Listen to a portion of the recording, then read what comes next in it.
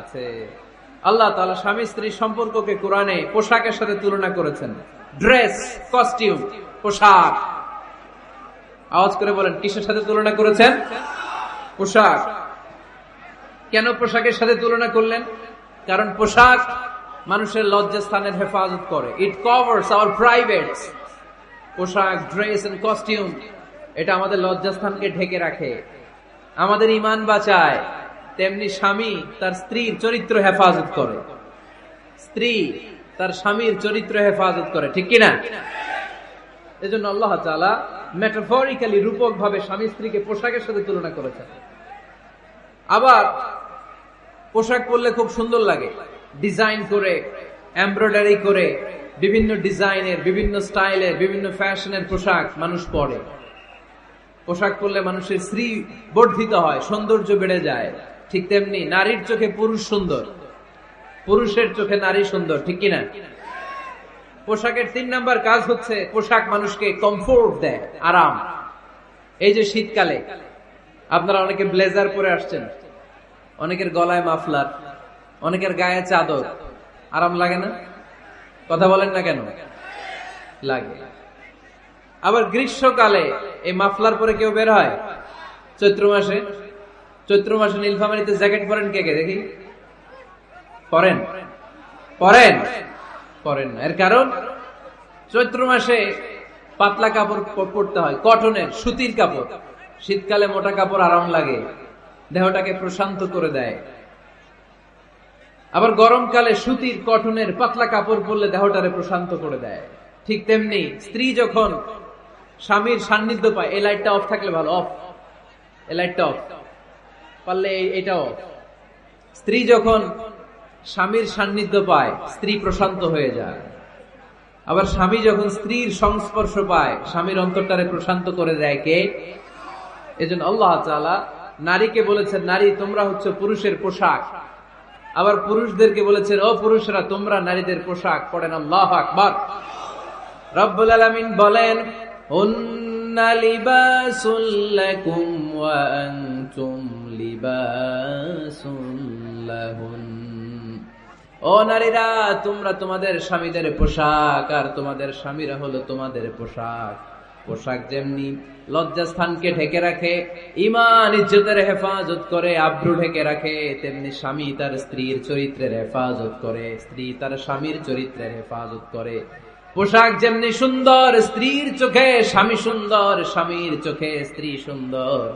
পোশাক যেমনি মানুষকে আরাম দেয়, প্রশান্ত করে দেয়, স্বামী আর স্ত্রী একে অপরের সংস্পর্শ পেলে তাদের হৃদয়টাও প্রশান্ত হয়ে যায়, ঠিক কিনা? এজন্য আল্লাহ তাআলা পোশাকের সাথে তুলনা করেছেন। পোশাক একে অপরের পোশাক, পোশাক চামড়ার সাথে লেগে থাকে না, আলাদা থাকে।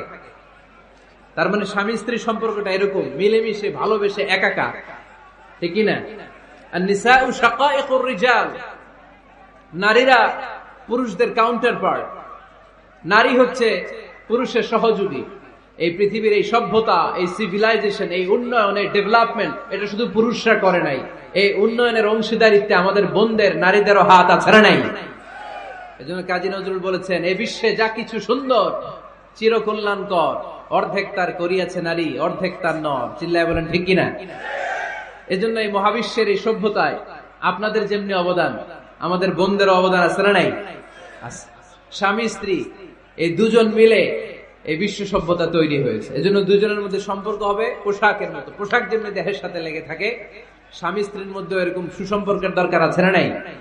আচ্ছা, আজকে আমরা জানার চেষ্টা করব কি করে স্বামী আর স্ত্রীর মধ্যে এই সুসম্পর্ক বাড়ানো যায়, ইনক্রিজ করা যায়। কি করে আমাদের মধ্যে মারামারি, কাটাকাটি, ঝগড়া, ডিভোর্স, এই রেটটা কমানো যায়। এ ব্যাপারে আমাদের জানার দরকার আছে না নাই? ইসলামী শরিয়া স্বামী স্ত্রী প্রত্যেককে ইন্ডিভিজুয়ালি আলাদা আলাদা কিছু দায়িত্ব দিয়েছে। স্বামীকে কিছু দায়িত্ব দিয়েছে, আবার স্ত্রীকে কিছু দায়িত্ব দিয়েছে, আবার উভয়কে কিছু দায়িত্ব দিয়েছে। আমরা শুরুতে স্বামী স্ত্রীর উভয়কে আল্লাহ তাআলা কি দায়িত্ব দিয়েছে এটা জানবো। তারপরে স্ত্রীদেরকে আল্লাহ তাআলা কি দায়িত্ব দিয়েছেন সেটা জানবো। সবশেষে স্বামীদেরকে আল্লাহ তাআলা কি দায়িত্ব দিয়েছে সেটা জানবো। এই দায়িত্বগুলো পালন করার মধ্য দিয়ে দাম্পত্য জীবনকে সুখময় করে দিবে কে? আল্লাহ। শুরুতে আমরা জানবো দ্য কালেক্টিভ রেসপন্সিবিলিটি, যৌথ দায় দায়িত্ব কি আছে স্বামী আর স্ত্রীর, কেমন করে দাম্পত্য জীবনকে সুখময় শান্তিময় করতে হয়। একটা দাম্পত্য জীবন কলহমুক্ত করতে চাইলে, সুখময় করতে চাইলে সর্বপ্রথম স্বামী স্ত্রীর যেটা খেয়াল রাখতে হবে সেটা হচ্ছে স্বামী স্ত্রীর উভয়ের স্যাক্রিফাইসের মানসিকতা থাকা লাগবে। স্যাক্রিফাইস, আওয়াজ করে আমার সাথে সাথে বলেন স্যাক্রিফাইস। এই স্যাক্রিফাইস ছাড়া দাম্পত্য জীবন টিকবে? দুইজনেই যদি ঝগড়া করে, দুইজনেই যদি রেগে যায়, ঝামেলা আছে না নাই?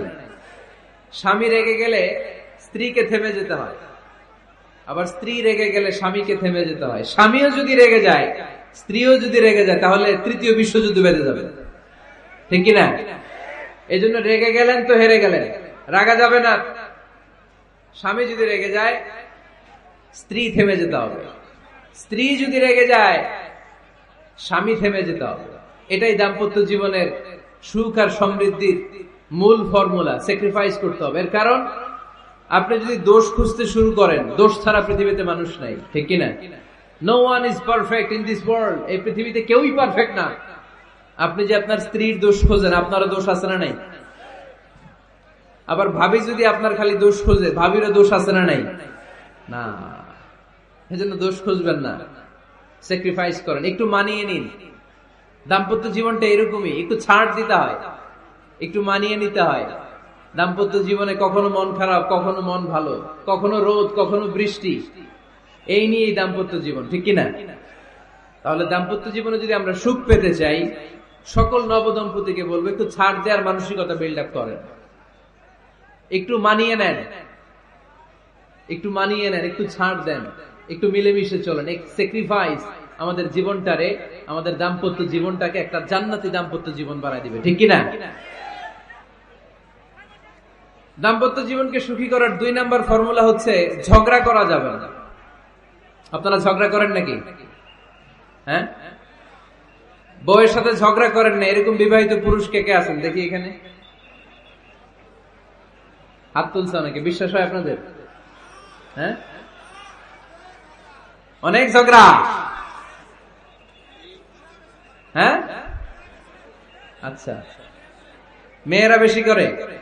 না না, এই মহিলা প্যান্ডেল আছে এদিকে, এদেরকে জিজ্ঞেস করলে বলবে সব দোষ আপনাদের, আর আপনারা দোষ দিচ্ছেন এদের। তো ঝগড়া করবেন না, মেহরবানি করে সম্মানিত ভাইরা, ঝগড়া করবেন না। কারণ এই ঝগড়া থেকে, সামান্য ঝগড়া থেকে অনেক সময় বিচ্ছেদের দিকে চলে যায় সম্পর্ক। ছোট্ট ঝগড়া থেকে যেতে যেতে ঝগড়া বাড়তে বাড়তে ডিভোর্সের দিকে গড়ায়, এরকম আছে না নাই? না, সামান্য ঝগড়া যদি বেঁধে যায়, শয়তান এটার মধ্যে বাতাস দেয়, এটারে বাড়াতে বাড়াতে শয়তান অনেক বড় করে। ইমানদারদের পরিবার ভেঙে গেলে শয়তান খুশি, আর ইমানদারদের পরিবার টিকে থাকলে আমার আল্লাহ খুশি।